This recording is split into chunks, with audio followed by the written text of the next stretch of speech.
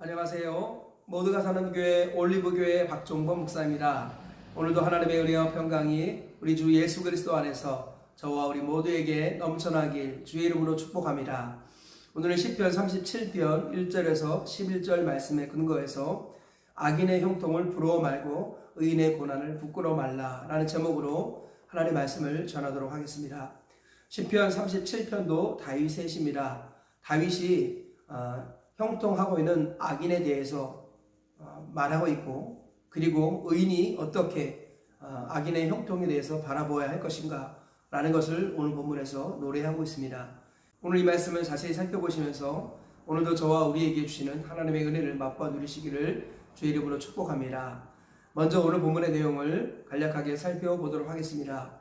첫째, 악인에 대해서 불평하거나 시기하지 말고 하나님을 기다리라 라고 말씀하고 있습니다.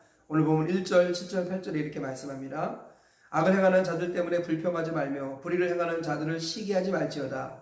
분을 그치고 너를 버리며 불평하지 말라. 오히려 악을 만들 뿐이라. 네, 하나님께서는 잘 나가는 악인에 대해서 불평하거나 시기하지 말라 라고 말씀합니다. 악인을 원망하거나 시기하는 것은 오히려 악을 하나 더 만드는 것에 불과하다 라고 주님이 말씀하고 계십니다. 둘째로 여호와를 의뢰하며 선을 행하고 앞길을 하나님께 맡기라 라는 것입니다. 3절 이하에서 이렇게 말씀하고 있습니다. 여호와를 의뢰하고 선을 행하라. 땅에 머무는 동안 그의 성실을 먹을거리로 삼을지어다. 또 여호와를 기뻐하라. 그가 내 마음의 소원을 내게 이루어 주시리로다. 내 길을 여호와께 맡겨라. 그를 의지하면 그가 이루시고 내 의를 빛같이 나타내시며 내 공의를 정오의 빛같이 하시리로다. 악인에 대해서 불평하거나 시기하지 말고 오히려 하나님을 바라보라는 것입니다. 그러면서 하나님을 신뢰하고 그분을 의지하고 그분께 앞날을 맡기라고 말씀합니다. 그러면서 하나님과의 관계를 점검하면서 매 순간 선을 행하며 살라. 그러면 하나님께서 영화롭게 하실 것이다 라고 말씀하고 있습니다. 셋째로, 악인은 결국 끊어질 것이나 하나님을 소망하는 온유한 자는 땅을 기업으로 얻을 것이다 라고 말씀하고 있습니다. 9절 이하에 이렇게 말씀합니다. 진실로 악을 행하는 자들은 끊어질 것이나 여호와를 소망하는 자들은 땅을 차지하리로다.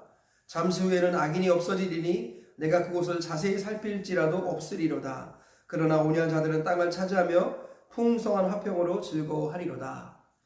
결국 하나님을 의식하지 않고 두려워하지 않고 자기 성인의 옳은 대로 살아가는 악인은 끊어지지만 하나님을 소망하며 하나님을 의지하며 그리고 온유한 마음으로 살아가는 그 사람은 하나님께서 형통의 복을 주실 것이다.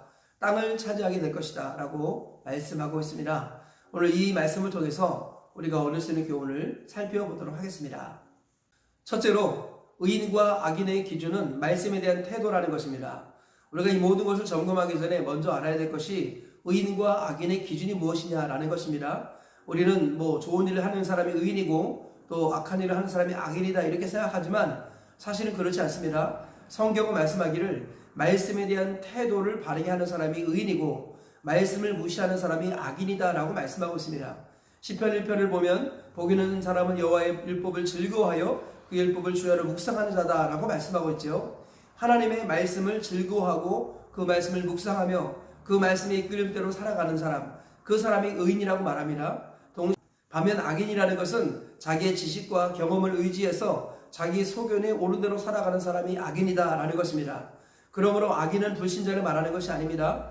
악인이란 하나님의 말씀을 의지하지 않는 모든 사람을 말합니다.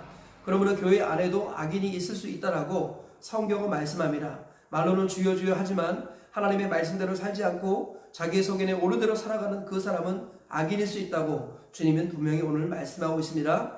의인과 악인의 기준은 말씀에 대한 태도에서 결정난다는 것, 우리가 다시 한번 이 사실을 기억하시면서 주의 말씀이 내 발의 등이요 내 길의 빛이니이다 고백하며 주의 말씀을 전심으로 마음에 두고 그 말씀을 지키며 살아가시는 하나님의 사람들 되시길 축복합니다.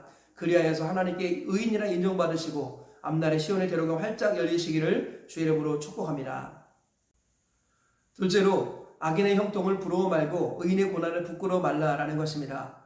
수많은 사람들이 신앙생활 하다가 실족하여 넘어지는 이유 중에 하나가 뭐냐면 예수님을 믿는데 고난이 많다라는 것입니다. 반면에 예수님을 믿지 않는 사람들은 잘도 나간다라는 것이죠. 그래서 불신자들과 비교해서 예수 믿지만 잘 되는 게 별로 없다고 생각하면서 낙심하고 상심하는 사람, 원망과 불평을 쏟아내는 사람이 주변에 종종 있습니다. 잘못된 신앙생활을 갖고 있는 것입니다. 성경을 보면요, 이스라엘 주변의 나라들은 다 강대국이었습니다. 지금도 대한민국 주변에 4개의 강대국이 있듯이 이스라엘도 그 주변에 수많은 강대국이 있었습니다. 그래서 이스라엘 백성들이 하나님의 말씀을 순종하고 따라갈 때 그 강대국이 이스라엘 백성들을 돕는 일을 했습니다. 그리고 그 강대국들이 이스라엘 백성들에게 은혜를 입히는 이런 일들을 했습니다.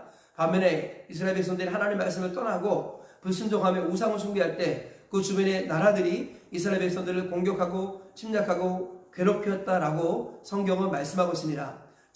즉 물질적으로나 경제적으로 하나님의 나라를 평가하면 옳지 않다라는 것입니다.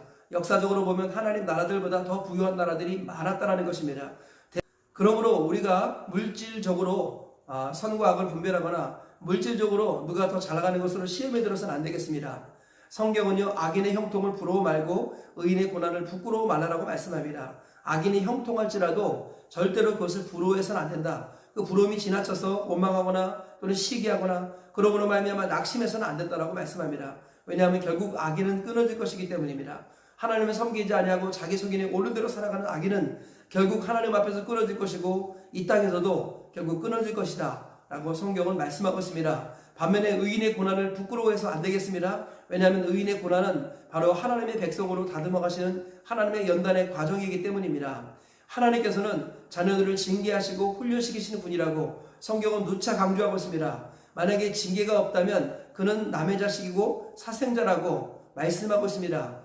하나님은 부모가 자녀를 대함과 같이 성도들을 시험하시고 징계하시고 훈련시키신다고 말씀합니다. 그래서 결국 우리를 다듬어 가시며 온전한 하나님의 사람으로 변화시켜 가신다고 말씀하고 있는 것입니다. 그러므로 우리 정말로 하나님을 섬기는 사람들은 악인의 형통을 부러워하지 않고 의인의 고난을 부끄러워하지 않습니다.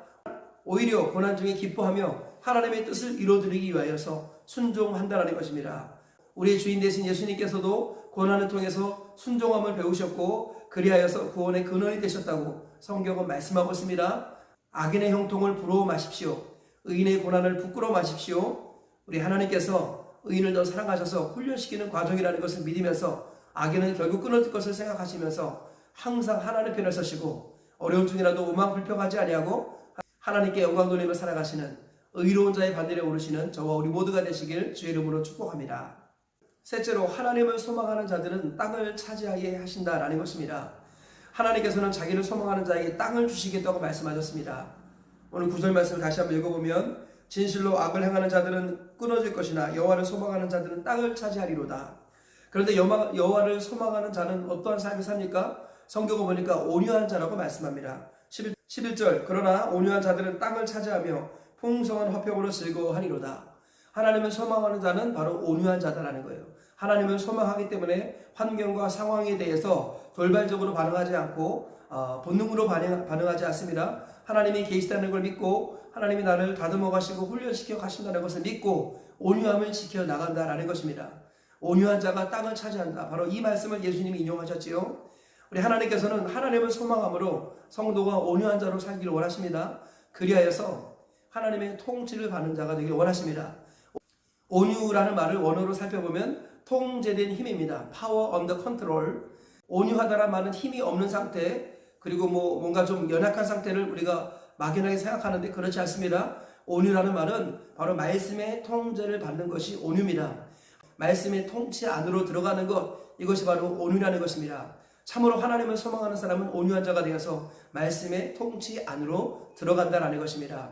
그럴 때 하나님께서는 땅을 차지하는 복을 주신다고 말씀하는데요. 성경에서 땅이라는 3가지 의미를 갖고 있습니다. 첫째로 하나님과의 복된 관계를 말합니다. 둘째로 에덴을 상징합니다. 셋째로 땅이라는 것은 이 땅에서의 복을 말하는 것입니다. 정말로 우리가 하나님을 소망하여 온유한 자가 되어서 말씀의 통제 안에 들어가면 하나님과의 관계가 잘 되는 복을 주십니다. 그리고 천국에 대한 확신과 소망을 주십니다. 그리고 세 번째로 이 땅에서도 결과적으로 잘 되게 하시는 것입니다. 이것이 바로 땅이 주는 의미입니다. 저와 우리 모두가 이 말씀을 기억하시면서 하나님을 소망하여 온유한 자가 되어 말씀의 통제를 받아 땅을 기업으로 얻으시는 우리 모두가 되시고 마지막에 천국까지 들어가시는 은혜의 백성들 되시길 주의 이름으로 축복합니다. 말씀의 결론을 맺겠습니다. 오늘 악인의 형통과 의인의 고난에 대해서 다윗이 노래하고 있는 이 노래를 통해서 세 가지 교훈을 발견했습니다. 첫째로 의인과 악인을 가르는 기준은 말씀에 대한 태도다라는 것입니다. 둘째로 악인의 형통을 부러워 말고 의인의 고난을 부끄러워 말라라는 것입니다. 셋째로 하나님을 소망하는 자는 땅을 차지하게 된다라는 것입니다. 저와 우리 모두가 하나님을 소망하여 온유한 자가 되어 땅을 기업으로 얻으시기를 주의 이름으로 축복합니다.